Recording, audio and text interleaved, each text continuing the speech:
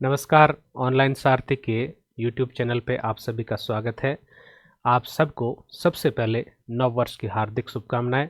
मैं ये आशा करता हूं कि आने वाला साल 2025 आपके लिए अपार खुशियां लेकर आए, आपके सपनों की नौकरी आपको मिले और आपकी जो भी आशाएं, आकांक्षाएं और उम्मीद है वो इस वर्ष में पूरी हो, ऐसी मैं आशा करता हूं। इसी के साथ शुरू करते हैं आज की इस कक्षा को।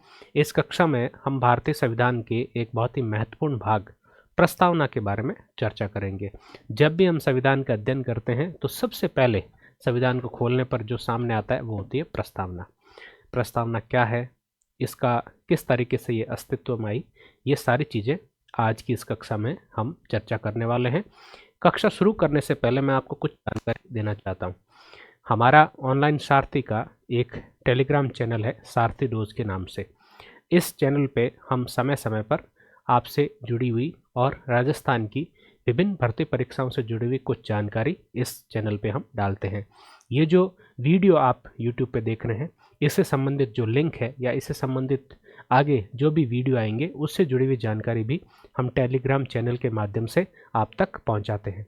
तो यदि आपने अभी तक ये जो टेलीग्राम चैनल है सारथी डोज के नाम से, ये अभी तक आपने अगर सब्सक्राइब नहीं किया है तो आप इसको सब्सक्राइब कर लीजिए। इसके अलावा आपके जो मित्र और साथी लोग हैं जो इसी प्रकार की परीक्षाओं की तैयारी कर रहे हैं, उनसे भी आप इस प्रकार का ये जो टेलीग्राम चैनल है ज्वाइन करने के लिए आग्रह कर सकते हैं। इसके अलावा हमारा एक ऐप है ऑनलाइन सारथी ऐप।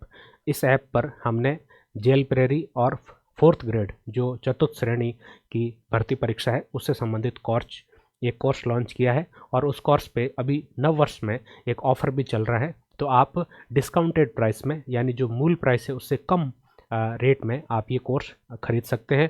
इसके साथ ही आपको जो जीके की रामबाण पुस्तिका जो संपत सर ने खुद हैंड रिटन नोट से तैयार की है, वो भी आपको इन कोर्सेज के साथ निःशुल्क मिलने वाली है। तो इस प्रकार आप ऑनलाइन सारथी ऐप अगर अभी तक आपने डाउनलोड नहीं किया है तो इसको आप गूगल प्ले स्टोर पे जाकर इंस्टॉल कर सकते हैं और वहाँ पे अपना पसंदीदा कोर्स खरीद सकते हैं। तो ये महत्वपूर्ण जानकारी मैंने आपको दी। अब शुरू करते हैं, भारतीय संविधान की प्रस्तावना को पढ़ना शुरू करते हैं। ठीक है, शुरू करते हैं इस कक्षा को। ये जो आप देख रहे हैं ये है भारतीय संविधान की प्रस्तावना।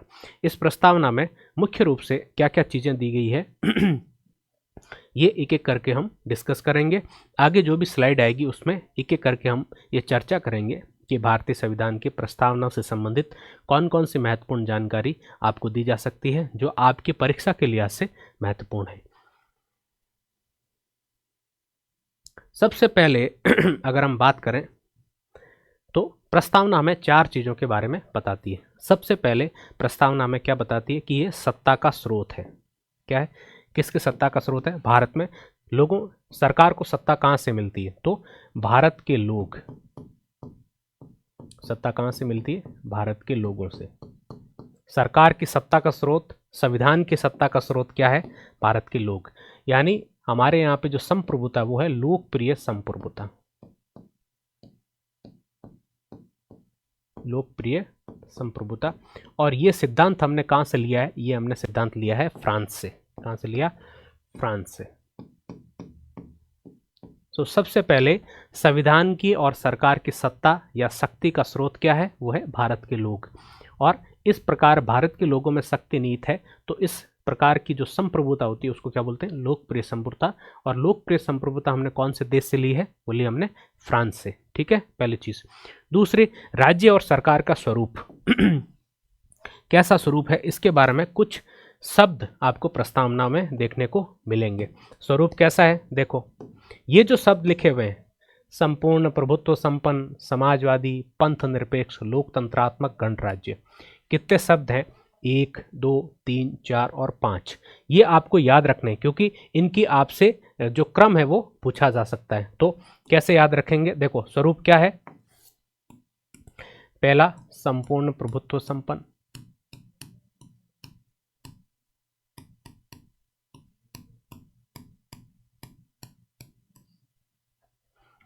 समाजवादी,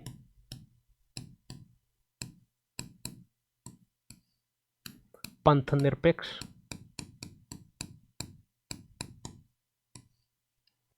लोकतांत्रिक, और गणराज्य। ये आपको क्रम याद रखना है कि सबसे पहले कौन सा शब्द आता है, सबसे अंतिम में कौन सा आता है, बीच में कौन सा आता है, क्योंकि इससे जुड़ा हुआ प्रश्न आपसे 1-2 बार प्रतियोगी परीक्षाओं में पूछा जा सकता है। ठीक है, तो अब इसमें इन सब का मतलब क्या होता है ये आगे एक एक करके इनको डिस्कस करेंगे। ठीक है, ये जो दो शब्द है समाजवादी और पंथ निरपेक्ष, दो शब्द समाजवादी और पंथ निरपेक्ष, ये मूल संविधान की जो प्रस्तावना थी उसमें शामिल नहीं थे। ये कब जोड़े गए? 42वें संविधान संशोधन से ये संविधान में जोड़े गए। तो 42वें संविधान संशोधन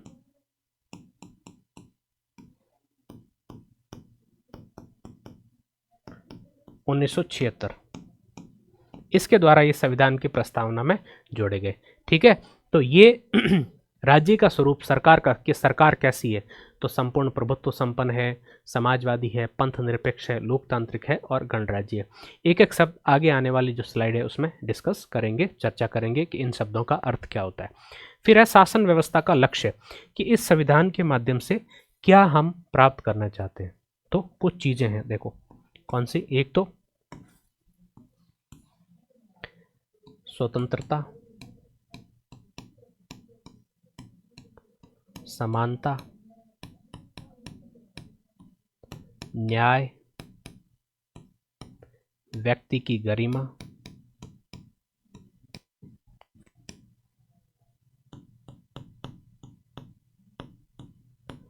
ठीक है, फिर राष्ट्र की एकता एवं अखंडता,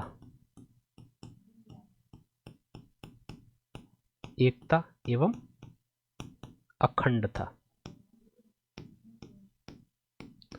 ये हमारे संविधान का, शासन व्यवस्था का लक्ष्य है जो हमने संविधान के माध्यम से तय किया है। और ये लक्ष्य किसमें दिया गया है? प्रस्तावना में दिया गया है।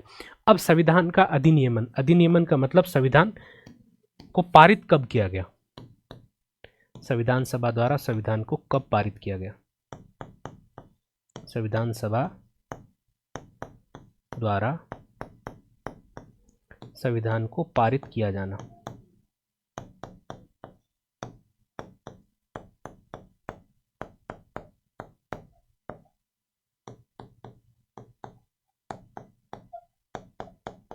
तो ये कब पारित किया गया, इसकी जो तिथि है वो संविधान में दी गई है, जो प्रस्तावना है उसमें दी गई है। कौन सी तिथि है? देखो ये तिथि यहाँ पे दी गई, 26 नवंबर 1949 यहाँ पे दी गई है। ठीक है तो यहाँ पे तिथि क्या लिख देंगे? 26 नवंबर 1949। ठीक है, अब बढ़ते हैं आगे। अब प्रस्तावना के घटक कौन कौन से हैं ये हमने पीछे की स्लाइड में देख लिए। प्रस्तावना के बारे में संविधानविद है उन्होंने कुछ टिप्पणी की है। ये टिप्पणी भारतीय संविधान की प्रस्तावना के महत्व को दर्शाती है कि प्रस्तावना का संविधान में क्या महत्व है।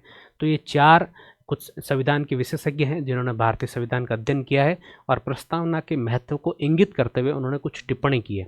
ये टिप्पणी आपको याद रखनी है कि परीक्षा में सीधा सवाल पूछा जाएगा कि प्रस्तावना से संबंधित ये टिप्पणी किस व्यक्ति की है, ठीक है, या किस संविधानविद की है। तो आपको याद रखना है। नानी पालकीवाला, इन्होंने क्या कहा? इन्होंने कहा कि प्रस्तावना संविधान का पहचान पत्र है। क्या है? संविधान का पहचान पत्र है, आइडेंटिटी कार्ड है, पहली चीज। दूसरा, के.एम. मुंशी, इन्होंने क्या कहा है कि प्रस्तावना भारतीय लोकतांत्रिक गणराज्य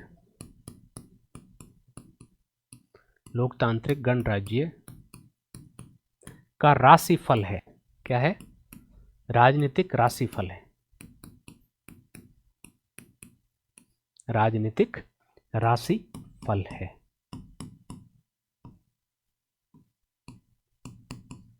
ठीक है, तो ये कौन कह रहा है? के.एम. मुंशी, जो भारतीय संविधान सभा की प्रारूप समिति के सदस्य थे। के.एम. मुंशी बहुत बड़े लीडर थे। तो उन्होंने क्या कहा कि प्रस्तावना भारतीय लोकतांत्रिक गणराज्य का राजनीतिक राशिफल है, हॉरोस्कोप है। ये बताता है कि संविधान किस तरीके से कार्य करेगा, संविधान अपने उद्देश्य को प्राप्त कर पाएगा या नहीं कर पाएगा। राशिफल क्या होता है? राशिफल का मतलब होता है हम पंडित जी को दिखाते हैं कि हमारी राशि में क्या लिखा हुआ है, हमें सफलता मिलेगी कि नहीं मिलेगी, 2025 में हमारी नौकरी लगेगी कि नहीं लगेगी, ये सब राशिफल में लोग पता करते हैं ना। तो उसी प्रकार संविधान का राशिफल क्या है? प्रस्तावना। कि प्रस्तावना में वो सब लिखा हुआ है कि संविधान के क्या उद्देश्य हैं, सरकार का स्वरूप कैसा है, संविधान को शक्ति कहाँ से मिल रही है, ये सब इसके महत्व को इंगित करते हुए के एम मुंशी ने क्या टिप्पणी की कि प्रस्तावना भारतीय संविधान लोकतांत्रिक गणराज्य का राशिफल है। अब अर्नेस्ट बाकर, इन्होंने एक बुक लिखी थी principles of social and political theory. Book में इन्होंने एक टिप्पणी की क्या टिप्पणी की इन्होंने कि प्रस्तावना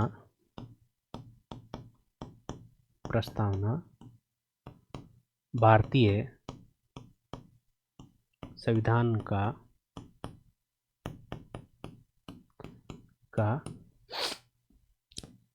सबसे महत्वपूर्ण भाग है।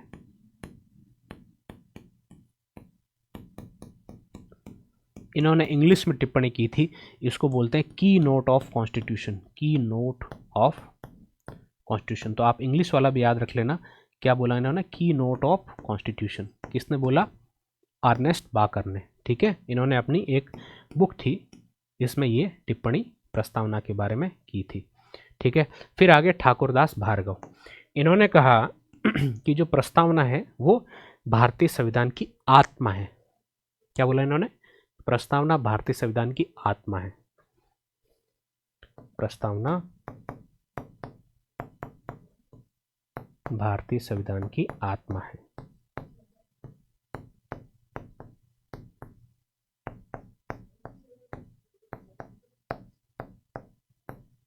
प्रस्तावना भारतीय संविधान की आत्मा है। तो 4 व्यक्ति और 4 टिप्पणी प्रस्तावना के बारे में याद रखना। नानी पालकीवाला बहुत बड़े वकील थे, क्या टिप्पणी की कि पहचान पत्र है संविधान का। के एम मुंशी संविधान सभा की प्रारूप समिति के सदस्य थे, क्या बोला कि राजनीतिक राशिफल है। तीसरा अर्नेस्ट बेकर, क्या बोला कि संविधान का की प्रस्तावना इसका सबसे महत्वपूर्ण भाग है, की नोट ऑफ द कॉन्स्टिट्यूशन। ठीक है, और चौथा ठाकुरदास भार्गव, क्या बोला कि प्रस्तावना भारतीय संविधान का आत्मा है। ठीक है आगे बढ़ते हैं। अब है संप्रभुता। सबसे पहले हमने देखा था संपूर्ण प्रभुत्व संपन्न। संप्रभुता इसका क्या मतलब हुआ? सीधा सा देख लेते हैं। संप्रभुता का अर्थ होता है कि भारत अपने आंतरिक एवं बाहरी यानी विदेशी मामलों में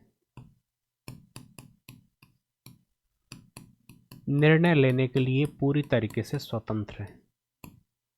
लेने के लिए पूर्णतया स्वतंत्र है।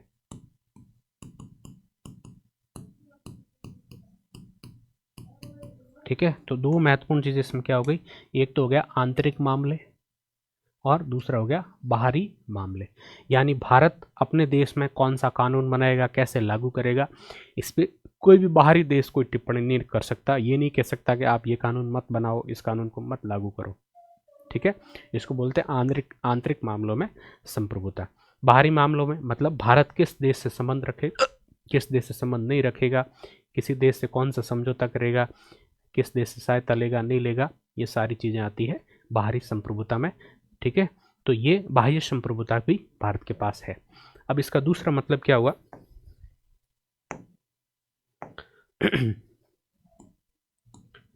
भारत किसी भी देश या बाह्य संस्था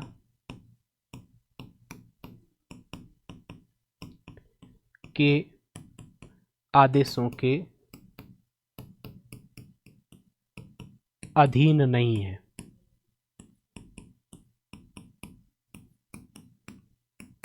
ठीक है ना, कोई भी, जैसे कोई भी देश, जैसे अमेरिका भारत को ये नहीं बोल सकता कि आप ये मत करो, आप ये करो, आप इस देश का समर्थन करो, या हमारे पक्ष में आप संयुक्त राष्ट्र में वोट करो। भारत की मर्जी पर है, जो भारत को उचित लगेगा भारत करेगा। ठीक है। और अब होगी तीसरी चीज कि दो महत्वपूर्ण संगठन है जिनकी सदस्यता भारत के पास है, एक तो संयुक्त राष्ट्र और एक है राष्ट्रमंडल। इन दोनों संगठनों की सदस्यता भारत ने अपनी मर्जी से ली है। भारत के ऊपर कोई दबाव नहीं डाला गया है। भारत जब चाहे इन संगठनों की सदस्यता से अपनी सदस्यता वापस ले सकता है। तो इन दोनों संगठनों की सदस्यता भारत की संप्रभुता पर किसी प्रकार का असर नहीं डालती। ठीक है। तो संयुक्त राष्ट्र एवं राष्ट्रमंडल संघ की सदस्यता भारत ने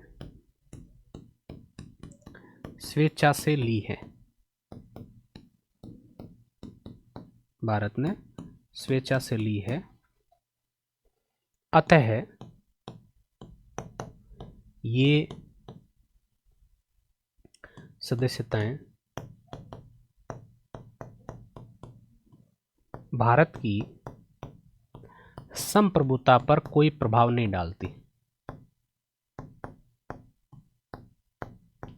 कोई प्रभाव नहीं डालती है।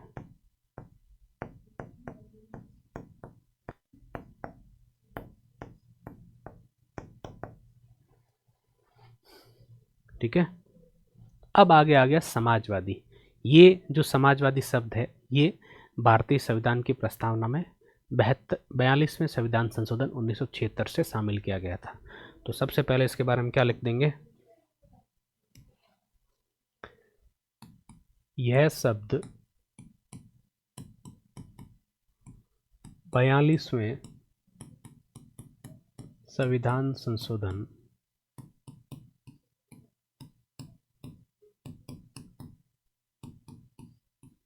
अधिनियम 1976 के द्वारा प्रस्तावना में शामिल किया गया था।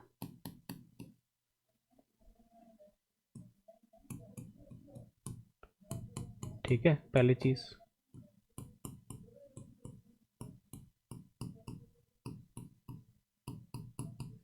दूसरा,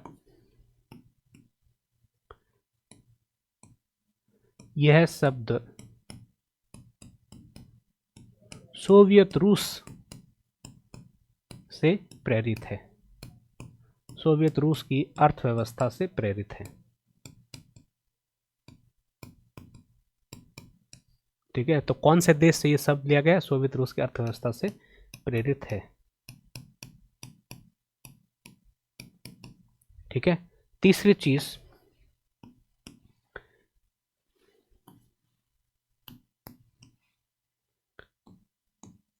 इसके अंतर्गत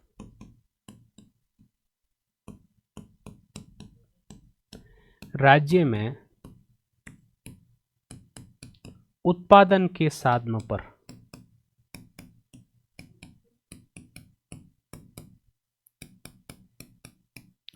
एवं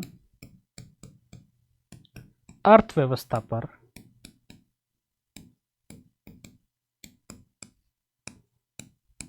राज्य का नियंत्रण होता है। राज्य या सरकार का नियंत्रण होता है।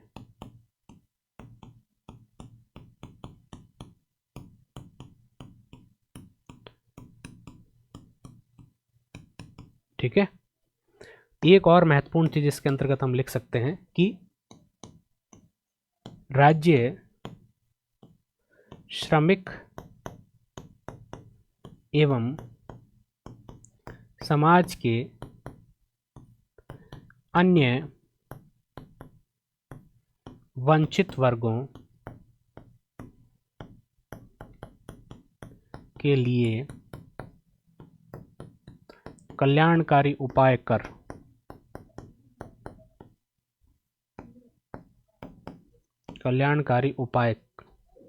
करके सामाजिक एवं आर्थिक असमानता को कम करने का प्रयास करता है। आर्थिक असमानता को कम करने का प्रयास करता है।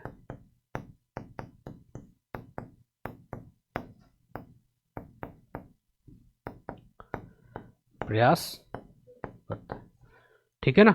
तो ये महत्वपूर्ण चीजें मैंने आपको बताई समाजवादी के बारे में, ठीक है ना। अब इसमें क्या, सामाजिक असमानता, सामाजिक और आर्थिक असमानता को कम करने का प्रयास राज्य करता है, और उत्पादन के साधनों पर और अर्थव्यवस्था पर, किस पे, उत्पादन के साधन और अर्थव्यवस्था पर किसका नियंत्रण होता है, राज्य का नियंत्रण होता है। और ये प्रेरणा हमने कहाँ से ली, सोवियत रूस से ली। एक महत्वपूर्ण चीज़, 1991 में भारत में कुछ आर्थिक सुधारों की प्रक्रिया शुरू हुई और धीरे धीरे अर्थव्यवस्था में निजी क्षेत्र का प्रभाव बढ़ा। इसलिए वर्तमान स्थिति में अगर हम देखें तो भारत की जो अर्थव्यवस्था है उसमें समाजवाद बहुत पीछे चला गया है, और अब जो पूंजीवाद है जिसमें निजी क्षेत्र को बढ़ावा दिया जाता है वो अब अधिक प्रभावशाली भूमिका में है, ठीक है। तो आपको ये चार चीज़ें याद रखनी है, किसके बारे में समाजवाद के बारे में। अब आगे पंथ निरपेक्ष। पंथ निरपेक्ष का मतलब क्या होता है, और पंथ निरपेक्ष शब्द को भारतीय संविधान की प्रस्तावना में कब शामिल किया गया, ये अब एक एक करके देखते हैं। पहली चीज, यह शब्द 42वें संविधान संशोधन अधिनियम 1976 द्वारा प्रस्तावना में शामिल किया गया।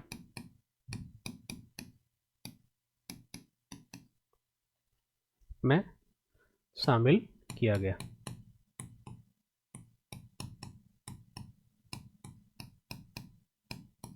पहली चीज। दूसरा, इसका अर्थ है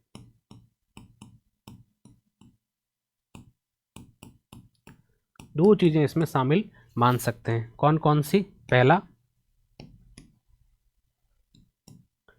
राज्य का कोई आधिकारिक धर्म नहीं होगा। राज्य का कोई आधिकारिक धर्म नहीं होगा।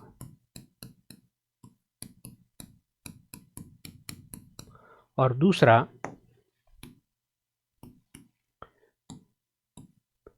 राज्य सभी धर्मों के मध्य समानता रखेगा।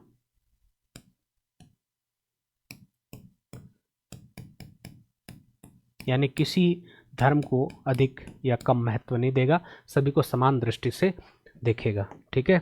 अब आगे तीसरी चीज, भारत में सकारात्मक पंथ निरपेक्षता,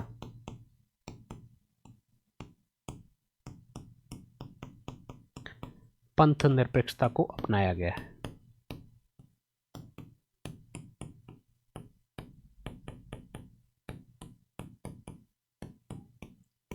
कौन सी है पंथ निरपेक्षता, सकारात्मक। यानी दो प्रकार की धर्म निरपेक्षता या पंथ निरपेक्षता होती है, एक होती है सकारात्मक, एक होती है नकारात्मक। नकारात्मक का मतलब होता है कि राज्य सभी धर्मों से दूरी बना के रखेगा, और सकारात्मक का मतलब होता है कि राज्य सभी धर्मों के साथ समान व्यवहार करेगा। तो एक तो आपने धर्म से बिल्कुल दूरी बना ली कि राज्य और धर्म दोनों के बीच में एक दीवार खड़ी कर दी, वो हो गया नकारात्मक पंथ निरपेक्षता या धर्म निरपेक्षता। एक होता है कि राज्य सभी धर्मों के साथ समान व्यवहार करेगा, किसी के बीच में दूरी नहीं और किसी को कोई विशेष महत्व नहीं दिया जाएगा, उसको बोलते हैं सकारात्मक पंथ निरपेक्षता, जो हमारे भारत में अपनाई गई है। इसके अलावा धार्मिक मामलों में सरकार या राज्य हस्तक्षेप भी कर सकता है। वो कैसे, तीन आधार पे हस्तक्षेप कर सकता है। कौन राज्य धार्मिक मामलों में, राज्य धार्मिक मामलों में लोक व्यवस्था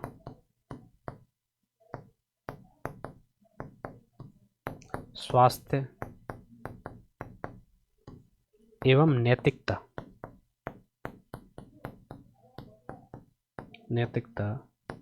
के आधार पर हस्तक्षेप कर सकता है।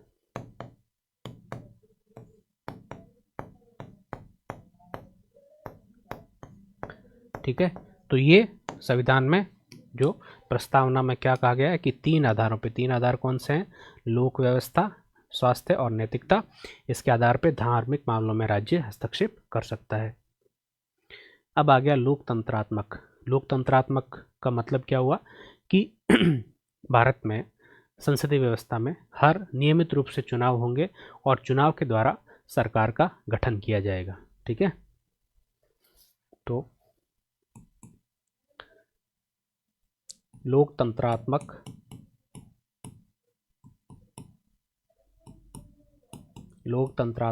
व्यवस्था के अंतर्गत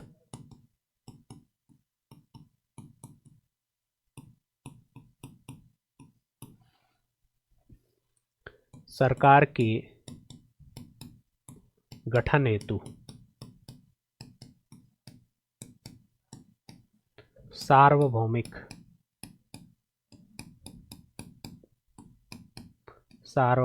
वयस्क मताधिकार के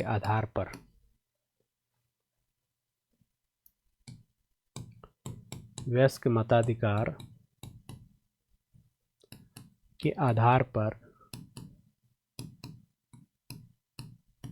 नियमित रूप से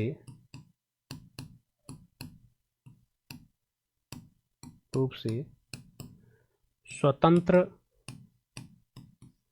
एवं निष्पक्ष प्रत्यक्ष चुनाव होंगे।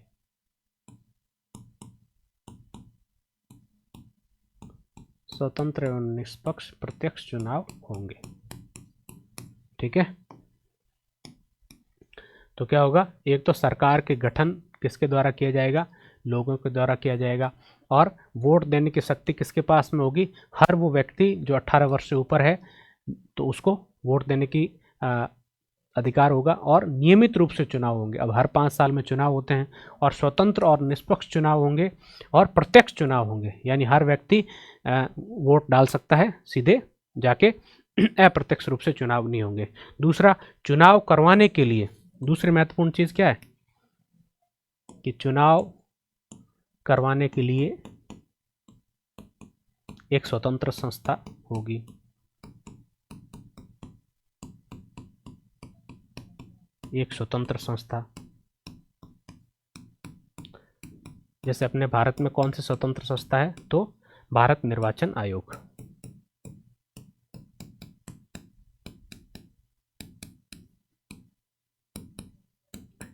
अपने देश में 2 प्रकार का लोकतंत्र अपनाया गया है। 2 प्रकार का लोकतंत्र कौन कौन सा है? लोकतंत्र के 2 प्रकार।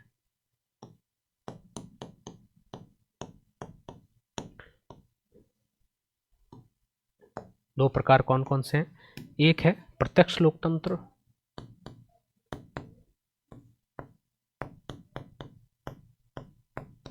और दूसरा है अप्रत्यक्ष लोकतंत्र।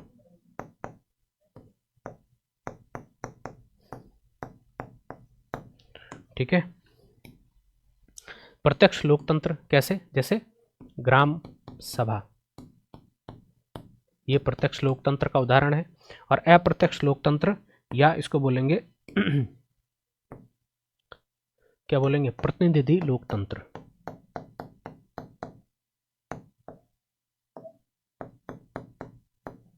प्रतिनिधि लोकतंत्र, इसमें क्या होगा कि संसद एवं विधान मंडलों में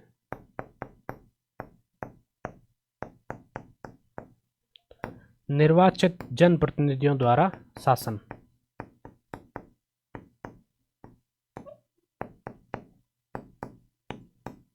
निर्वाचित जनप्रतिनिधियों द्वारा शासन।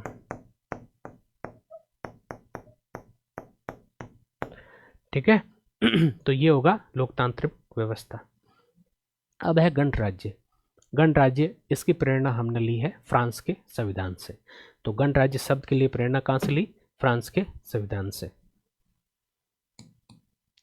गणराज्य शब्द की प्रेरणा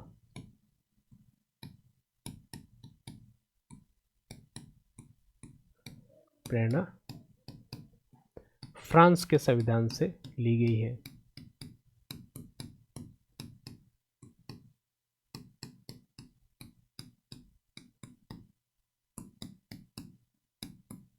पहली चीज तो क्या याद रखोगे? कौन से देश के संविधान से ली गई है? फ्रांस के संविधान से। दूसरी चीज, इसका अर्थ होता है कि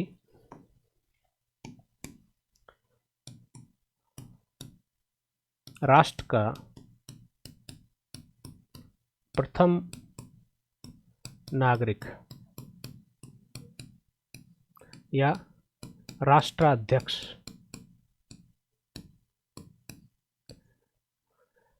वंशानुगत न होकर निर्वाचित होगा।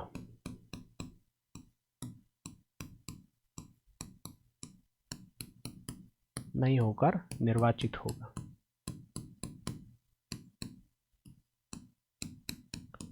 ठीक है। जैसे भारत में राष्ट्र का प्रमुख कौन होता है? तो भारत में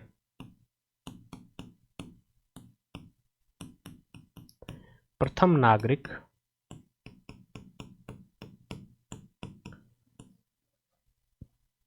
राष्ट्रपति होता है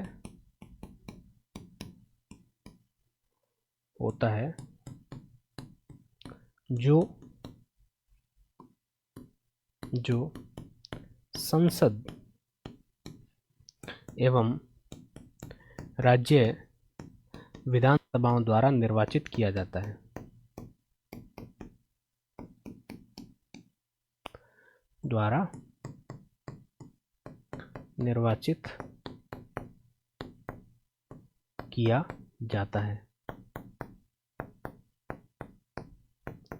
ठीक है। तो इसलिए क्या बोलेंगे कि हमारा देश क्या है? एक गणराज्य है। गणराज्य कब बना? तो भारत 26 जनवरी 1950 को संविधान के लागू होने के साथ ही गणराज्य बन गया। लागू होने के साथ ही गणराज्य बन गया।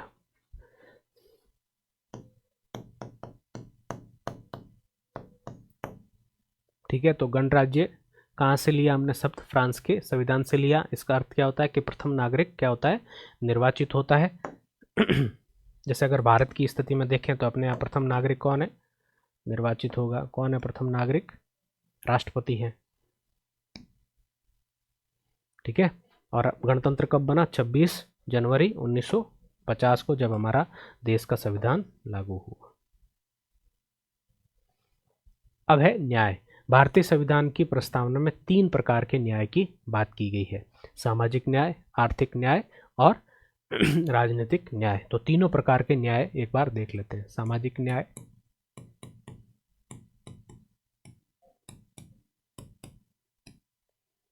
आर्थिक न्याय,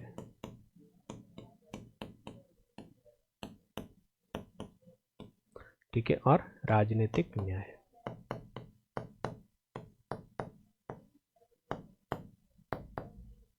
ठीक है। सामाजिक न्याय में क्या होगा कि किसी भी व्यक्ति के साथ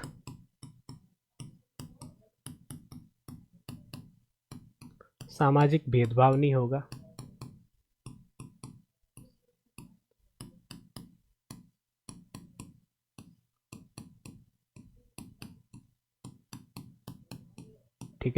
और दूसरा अवसर,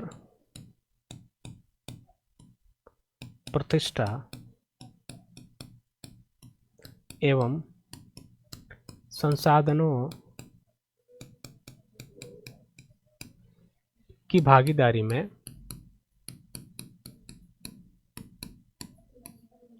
समानता होगी। क्या होगी? समानता होगी।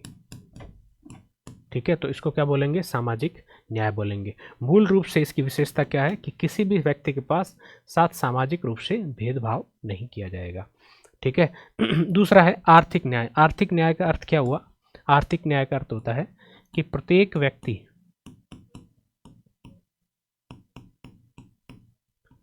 को सामाजिक संसाधनों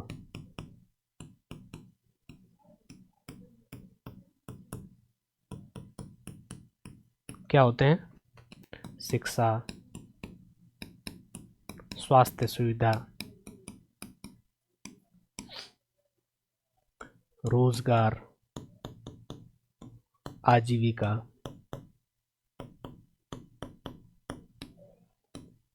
आदि तक पहुंच का अधिकार होगा।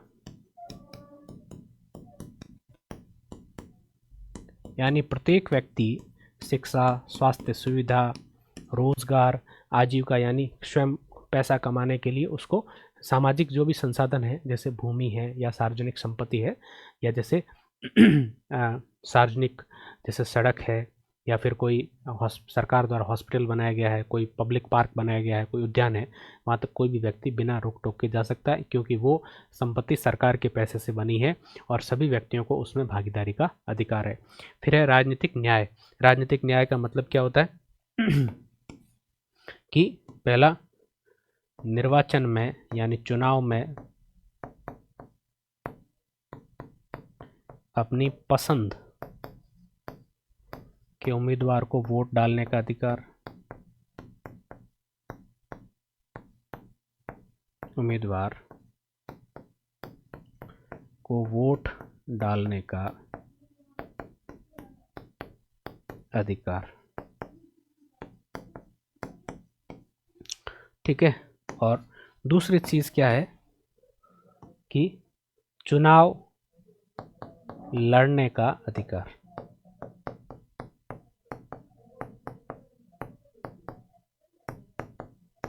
एवं सार्वजनिक पद हेतु दावेदारी करने का अधिकार। उम्मीदवारी का अधिकार।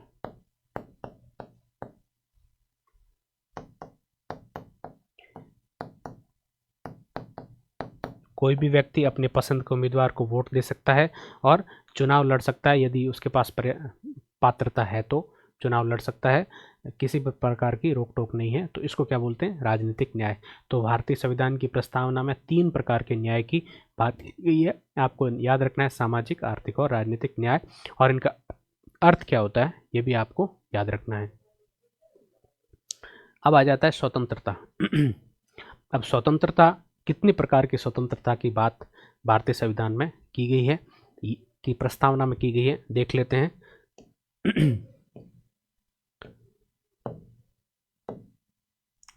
स्वतंत्रता, विचार, अभिव्यक्ति, विश्वास, धर्म और उपासना की स्वतंत्रता।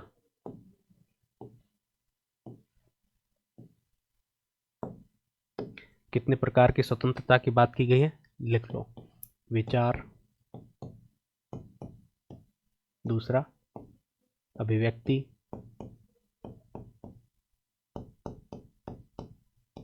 तीसरा धर्म, चौथा विश्वास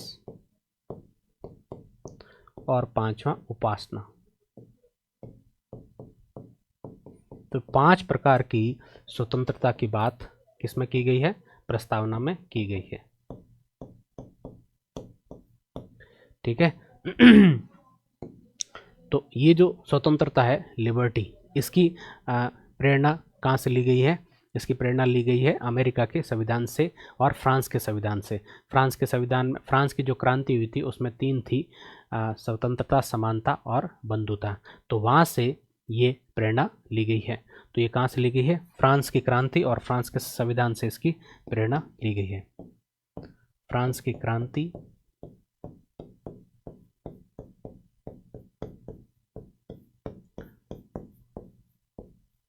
एवं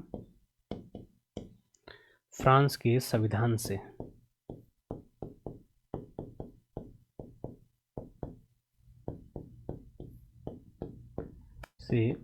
इसकी प्रेरणा ली गई है।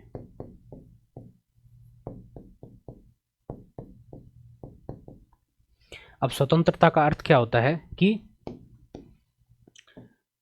स्वतंत्रता का अर्थ होता है कि व्यक्ति की गतिविधियों पर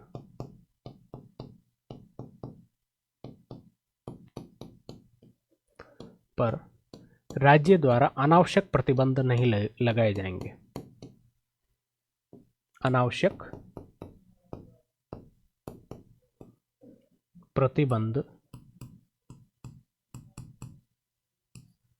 नहीं लगाए जाएंगे।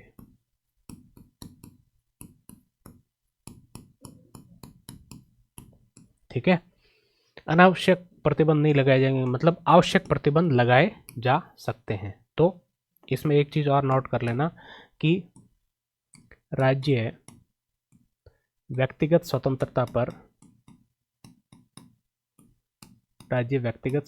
पर युक्तियुक्त निर्बंधन लगा सकता है। युक्तियुक्त निर्बंधन का मतलब क्या होता है? Reasonable restriction. अब व्यक्ति कोई भी कार्य कर सकता है, इसका मतलब ये थोड़ी है कि वो किसी की हत्या कर सकता है। हत्या करेगा तो सरकार उसको सजा देगी। या फिर मान लो व्यक्ति को अभिव्यक्ति की आज़ादी है कि वो अपनी बात रख सकता है, तो अभिव्यक्ति की आज़ादी के अंतर्गत वो किसी धर्म के खिलाफ ऐसा कोई बयान नहीं दे सकता जिससे हिंसा भड़क जाए। तो ये जितने भी स्वतंत्रता 5 प्रकार की दी गई है, विचार, अभिव्यक्ति, धर्म, विश्वास, उपासना, इसके ऊपर राज्य युक्त निर्बंधन यानी रीजनेबल रिस्ट्रिक्शन लगा सकता है ताकि जो सार्वजनिक व्यवस्था है वो बिगड़े नहीं। ठीक है, और स्वतंत्रता के आपको मूल अधिकार भी दिए गए हैं। कौन से अनुच्छेद? अनुच्छेद 19 से लेकर अनुच्छेद 22 तक। अनुच्छेद 19, 20, 21, 22 और एक शिक्षा का अधिकार भी इसमें शामिल है। तो ये आपको 5 मूल अधिकार भी स्वतंत्रता के अंतर्गत भारतीय संविधान में दिए गए हैं। ठीक है, तो कितनी स्वतंत्रता की बात प्रस्तावना में की गई है वो आपको याद रखना है, 5 प्रकार की स्वतंत्रता। अब आगे आ गया समानता। समानता, 2 प्रकार की समानता की बात संविधान की प्रस्तावना करती है। समानता, कौन सी समानता? एक तो प्रतिष्ठा और एक अवसर। अवसर किस में? अवसर कि सार्वजनिक पदों पर प्रतियोगिता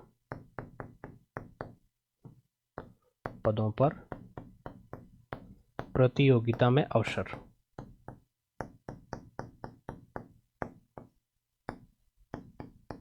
ठीक है, पहली चीज।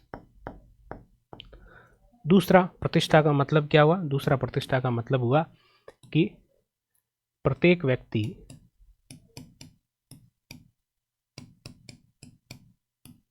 का सामाजिक स्तर समान होगा।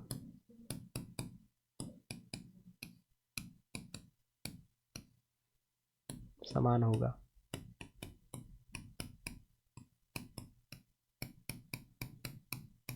ठीक है, राज्य द्वारा नागरिकों को कोई विशेषाधिकार या उपाधि नहीं दी जाएगी।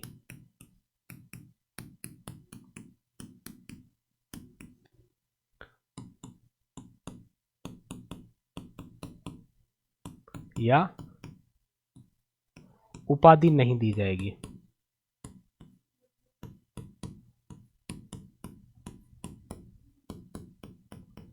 जैसे ये कौन से अनुच्छेद में प्रावधान है? अनुच्छेद 18 में।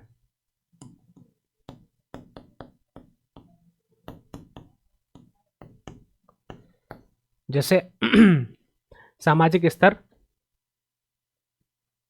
समान होगा, नहीं होगा के स्थान पे यहाँ पे कर लेंगे समान होगा। प्रत्येक व्यक्ति का सामाजिक स्तर क्या होगा? समान होगा।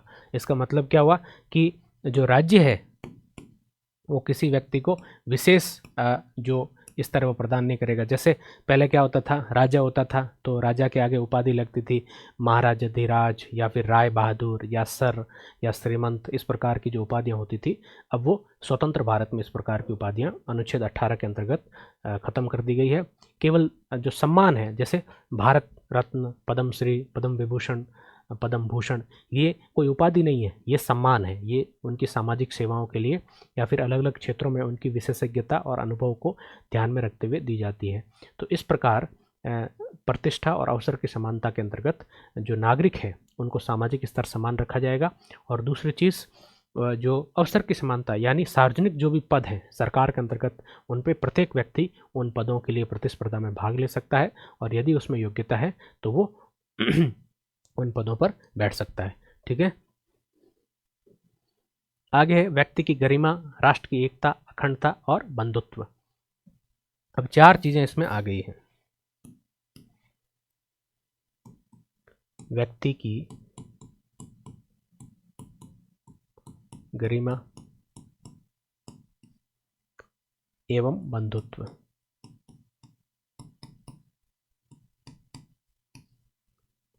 दूसरा, राष्ट्र की एकता एवं अखंडता। एकता एवं अखंडता।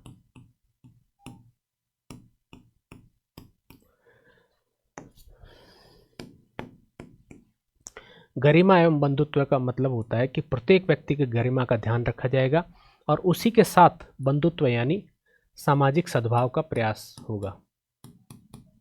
सामाजिक सद्भाव स्थापित करने का प्रयास।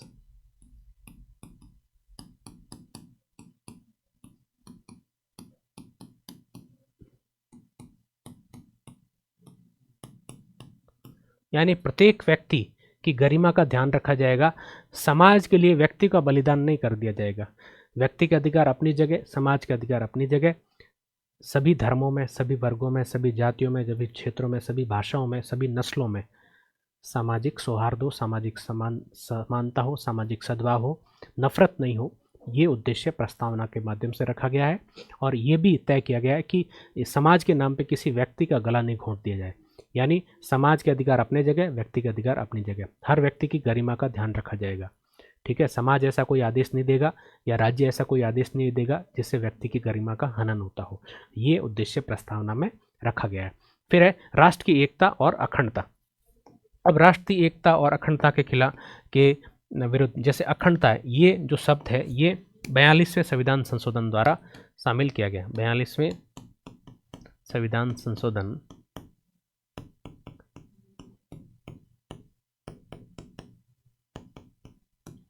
1976 द्वारा प्रस्तावना में शामिल किया गया।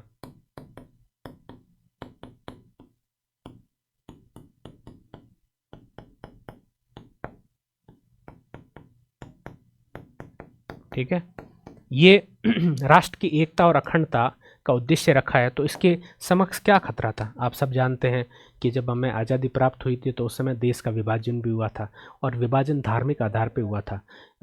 हिंदू और मुस्लिम विभाजन के कारण मुस्लिम समुदाय के लिए अलग से देश पाकिस्तान की मांग मोहम्मद अली जिन्ना ने की थी और फिर धार्मिक आधार पर विभाजन हुआ।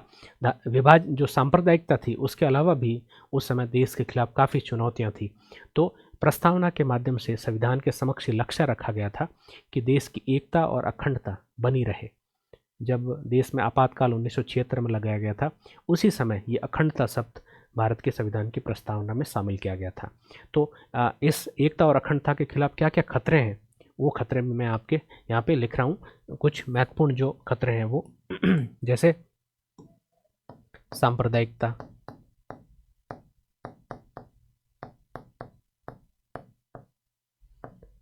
क्षेत्रवाद, भाषावाद, जातिवाद, नस्लवाद,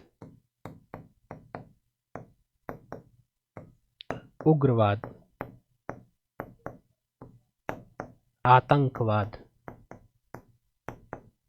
ये सब क्या है, देश की जो एकता और अखंडता के खिलाफ खतरे हैं। तो इन सभी से निपटने के लिए संविधान के निर्माताओं ने भारत की संविधान की प्रस्तावना में राष्ट्र की एकता और अखंडता को सुनिश्चित करने का उद्देश्य रखा था। अब प्रस्तावना संबंधी सर्वोच्च न्यायालय के वाद। अब इसमें सबसे महत्वपूर्ण चीज़ है कि क्या प्रस्तावना भारतीय संविधान का भाग है या नहीं है। तो ये जो 3 निर्णय हैं सर्वोच्च न्यायालय के, उसमें अलग अलग व्यवस्था भारतीय सर्वोच्च न्यायालय ने प्रस्तावना के संबंध में दी है। तो प्रश्न क्या है, प्रश्न देख लेते हैं। महत्वपूर्ण प्रश्न इसमें कि क्या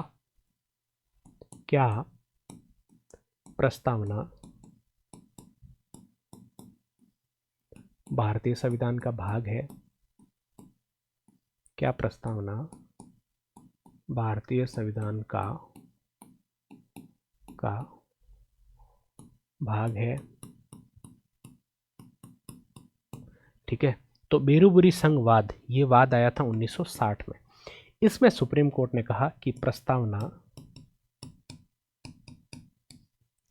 भारतीय संविधान का भाग नहीं है। प्रस्तावना भारतीय संविधान का भाग नहीं है। ठीक है, पहली चीज। दूसरी, केशवानंद भारतीवाद, ये आया था 1973 में। इसमें सुप्रीम कोर्ट ने यह व्यवस्था दी कि प्रस्तावना भारतीय संविधान का भाग है और इसमें संशोधन किया जा सकता है। का भाग है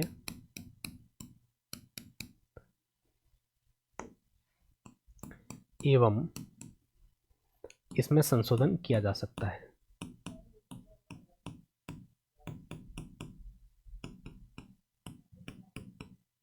किया जा सकता है। ठीक है।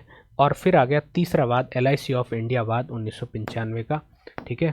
और इस वाद में भी इसी बात को दोहराया गया। क्या बात दोहराई गई कि प्रस्तावना भारतीय संविधान का अभिन्न अंग है।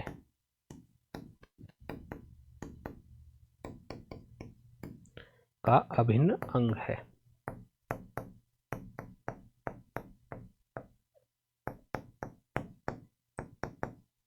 ठीक है ना। अब एक महत्वपूर्ण चीज केशवानंद भारतीवाद में सुप्रीम कोर्ट ने कही थी।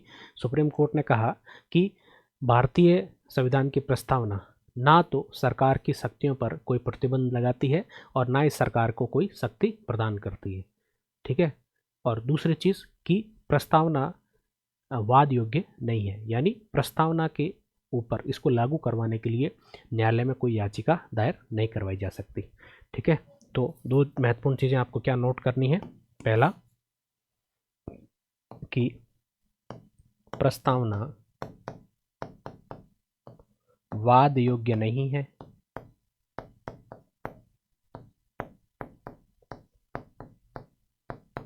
ठीक है। और दूसरा, प्रस्तावना न तो सरकार की या संसद की शक्तियों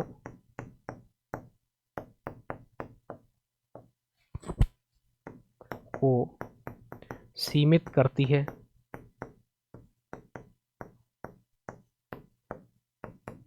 और ना ही कोई शक्ति प्रदान करती है। ना ही कोई शक्ति प्रदान करती है।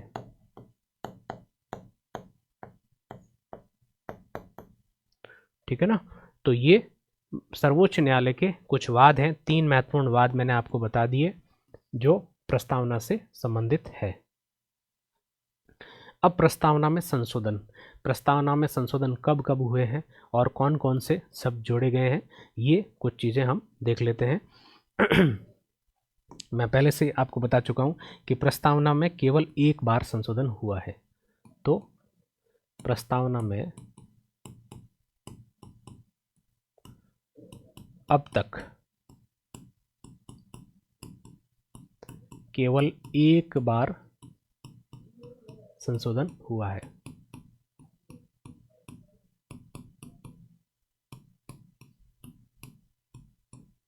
केवल एक बार संशोधन हुआ है, ठीक है। और वो कब हुआ? 1976 में आपातकाल के समय इंदिरा गांधी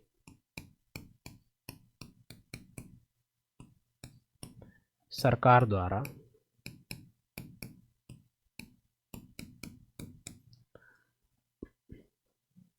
बयालीसवें संविधान संशोधन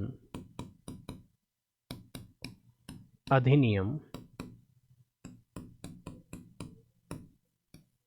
1976 द्वारा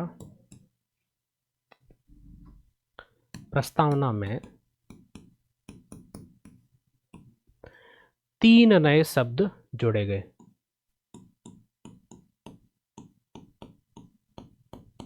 3 नए शब्द जोड़े गए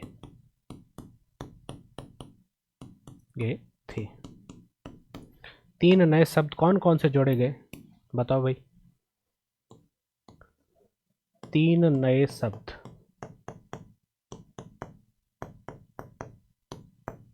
कौन कौन से हैं, बताओ भाई। समाजवादी, पंथ निरपेक्ष और अखंडता। ये 3 नए शब्द कब जोड़े गए? 42वें संविधान संशोधन अधिनियम 1976 द्वारा जोड़े गए, ठीक है। तो आज की इस कक्षा में हमने भारतीय संविधान की प्रस्तावना से संबंधित महत्वपूर्ण प्रावधानों पर चर्चा की है। मुझे पूरी उम्मीद है कि आज की इस चर्चा के माध्यम से आपका प्रस्तावना से संबंधित जो भी सवाल हैं वो सारे क्लियर हो गए होंगे। आपके भारतीय राज्य व्यवस्था के सिलेबस में ये बहुत महत्वपूर्ण टॉपिक है और इससे आपको एक न एक प्रश्न देखने को ज़रूर मिलेगा। इसमें कौन से शब्द शामिल है और उन शब्दों के पीछे क्या महत्व है, यदि कोई तारीख लिखी हुई है तो उसका महत्व क्या है, यदि जैसे स्वतंत्रता है तो कितने प्रकार की स्वतंत्रता की बात की गई है, कितने प्रकार की न्याय की बात की गई है, कितने प्रकार के राज्य की प्रकृति कैसी है, समाजवाद का मतलब क्या है, पंथ निरपेक्षता का मतलब क्या है, गणराज्य का मतलब क्या है, ये सारी चीज़ें आपको याद रखनी है। तो इसमें आपके तथ्य से संबंधित प्रश्न और अवधारणा से संबंधित प्रश्न भी पूछे जा सकते हैं। मैं आपसे यही निवेदन करूंगा कि जो भी मैं आपको पढ़ा रहा हूँ इसकी पैनल PDF आपको ऑनलाइन सारथी के ऐप पे मिल जाएगी। तो ऑनलाइन सारथी का ऐप अभी तक आपने डाउनलोड नहीं किया है तो इसको डाउनलोड ज़रूर कर लें। और एक बार इस वीडियो को देखने के बाद और PDF का रिवीजन करने के बाद आपके जो भी प्रतियोगी परीक्षा की आप तैयारी कर रहे हैं उसके पिछले वर्षों के प्रश्न पत्र ज़रूर देखें। उसमें अगर इस टॉपिक से संबंधित कोई प्रश्न है तो उसका अभ्यास करें, उसको सरल करने का प्रयास करें, हल करने का प्रयास करें।